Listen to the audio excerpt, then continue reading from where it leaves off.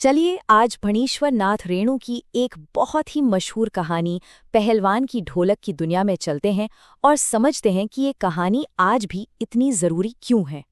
तो कहानी हमें एक ऐसे गांव में ले जाती है जहां चारों तरफ बस मायूसी और मौत का डर है।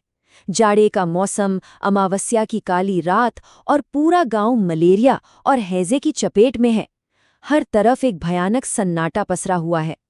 लेकिन इस मौत जैसे सन्नाटे को चीरती हुई एक आवाज है जो हार मानने को तैयार नहीं। एक ढोल की थाप जो हर रात अंधेरे को चुनौती देती है। ये आवाज मानो कह रही हो, आजा, भिड़ जा। और ये आवाज किसी और की नहीं बल्कि लुट्टन सिंह पहलवान की है। और उसकी ये कहानी मौत के खिलाफ कला के एक अनोखे संघर्ष की कहानी है। इस कहानी को लिखा है फणीश्वर नाथ रेणु ने। और रेणु जी का जो लिखने का अंदाज था ना, वो कमाल का था। वो अपनी कहानियों से पूरे के पूरे इलाके को जैसे जिंदा कर देते थे। उनके लिखने की इसी शैली को आंचलिक साहित्य कहा जाता है। मतलब उनकी कहानियों में जो गांव या कस्बा होता है वो सिर्फ एक बैकग्राउंड नहीं होता, बल्कि वो खुद कहानी का सबसे बड़ा हीरो बन जाता है। तो लुट्टन की कहानी के इस मोड़ को समझने के लिए हमें थोड़ा पीछे चलना होगा, एकदम शुरुआत में, जहां से ये सब शुरू हुआ था। लुट्टन का सफर बहुत मुश्किलों भरा था। सोचिए, सिर्फ 9 साल की उम्र में वो अनाथ हो गया। उसकी विधवा सास ने उसे पाला पोसा, लेकिन गांव के लोग उन्हें चैन से जीने नहीं देते थे। बस इसी अन्याय का बदला लेने के लिए लुट्टन ने कसरत शुरू की और पहलवान बन गया। और फिर एक दिन अपनी इसी हिम्मत को लेकर वो पहुंच जाता है श्यामनगर के मेले में। वहां कुश्ती का एक बड़ा दंगल हो रहा था और लुट्टन ने कुछ ऐसा किया जिसकी किसी ने कल्पना भी नहीं की थी। उसने चुनौती दी उस दौर के सबसे नामी पहलवान चांद सिंह को। वो एक पंजाबी पहलवान था और उसे लोग शेर का बच्चा कहकर बुलाते थे, क्योंकि उसने कभी कोई कुश्ती हारी ही नहीं थी। अब जाहिर है वहां मौजूद हर इंसान ने उसे पागल ही समझा। अरे भाई, खुद राजा साहब ने उसे 10 रुपए देकर समझाया कि वो चला जाए, लेकिन लुट्टन तो अड़ गया। नहीं सरकार, लड़ेंगे। और जब कुश्ती शुरू हुई तो एक वक्त ऐसा आया जब लुट्टन की जान पर बनाई। वो चांद सिंह की पकड़ में बुरी तरह फंस गया था।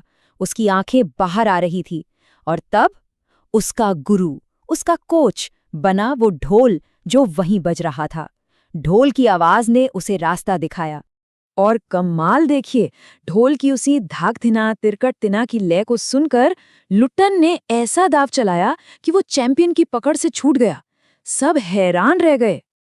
लेकिन ढोल अभी रुका नहीं था। उसने फिर आवाज दी, चटाक चट्ठा, मानो ढोल कह रहा हो, अब मौका है, उठाकर पटक दे। और लुट्टन ने वही किया। और बस उस एक अनजान से लड़के ने इतने बड़े चैंपियन को हरा दिया। रातों रात वो हीरो बन गया और कला को पसंद करने वाले राजा ने उसे अपना राज पहलवान बना लिया। तो अब लुट्टन का वक्त बदल चुका था। वो राज पहलवान था, दरबार की शान था। कई साल उसने बड़े मान सम्मान और शोहरत के साथ गुजारे। लेकिन कहते हैं ना, वक्त हमेशा एक सा नहीं रहता। पुराने राजा गुजर गए और उनकी जगह गद्दी पर बैठे उनके बेटे, जो विलायत से पढ़कर आए थे। और उनके लिए इन सब पारंपरिक चीजों का, लोक कलाओं का कोई मतलब नहीं था। जब नए राजकुमार ने पहलवानों और उनके खाने पीने पर होने वाला खर्च देखा तो पता है उन्होंने क्या कहा? टेरेबल, यानी भयानक। उन्हें ये सब फिजूल खर्ची लगी। और बस एक ही झटके में लुट्टन सिंह को दरबार से निकाल दिया गया। ये सिर्फ एक पहलवान को निकालने की बात नहीं थी, ये एक तरह से उस पुराने पारंपरिक भारत पर नए आधुनिक इंडिया के हावी होने का संकेत था। और यहीं से कहानी घूमकर वापस वहीं आ जाती है जहां से हमने शुरू की थी। लुट्टन अब अकेला है, गरीब है और अपने उस गांव में है जहां महामारी फैली हुई है।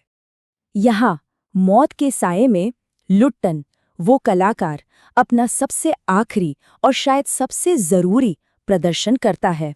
अब उसका ढोल अखाड़े के लिए नहीं बजता, बल्कि डर पर जीत पाने के लिए बजता है।